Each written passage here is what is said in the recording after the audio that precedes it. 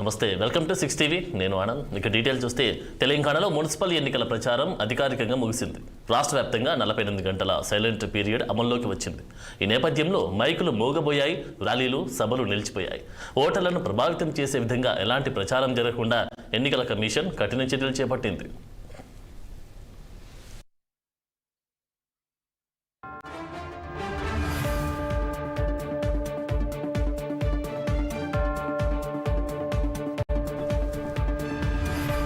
ఈ నెల 11న ఉదయం 7 గంటల నుంచి సాయంత్రం 5 గంటల వరకు పోలింగ్ జరగనుంది.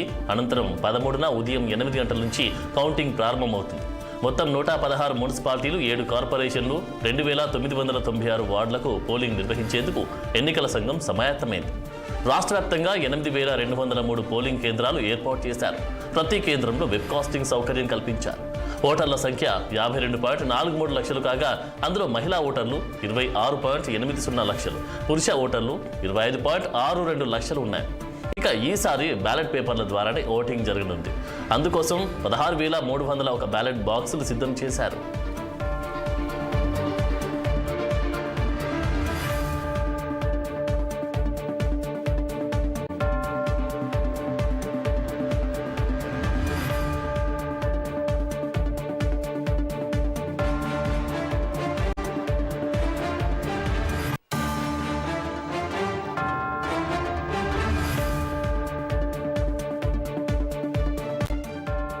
పోలింగ్ కౌంటింగ్కు కట్టుదిట్టమైన భద్రతా ఏర్పాట్లు చేశారు. 25,000 మంది పోలీసులను బందోబస్తులో నియమించారు.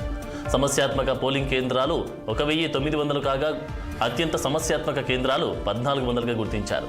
వీటిపై ప్రత్యేక దృష్టి పెట్టి సీసీటీవీ మానిటరింగ్తో పటిష్ట నిఘా ఏర్పాటు చేశారు. బ్యాలెట్ బాక్సులు, ఎన్నికల సామాగ్రి పంపిణీ పూర్తయింది.